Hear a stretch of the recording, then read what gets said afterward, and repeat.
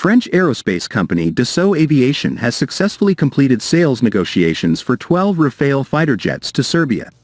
Reported by La Tribune, this agreement not only strengthens military cooperation between the two countries, but also highlights their growing strategic partnership. This agreement is expected to be formalized during French President Emmanuel Macron's visit to Belgrade on August 29 and 30. Macron played a leading role in organizing this diplomatic and commercial operation.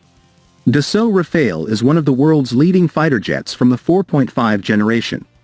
This fighter jet is known for its omniral capability, which allows it to carry out a variety of missions, including air superiority, ground support, reconnaissance, and even attacks with nuclear weapons. The Rafale is equipped with advanced avionics, including the SPECTRA electronic warfare system, and features multisensor data fusion for enhanced situational awareness. This twin-engine aircraft with delta-canard wings can reach a top speed of 1,800 km per hour and has a maximum range of 3,700 km.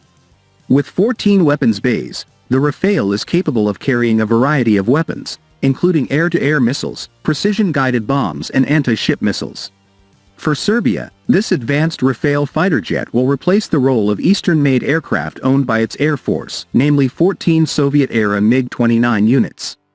Apart from France, the countries currently operating the Rafale are Croatia, Egypt, Greece, India and Qatar.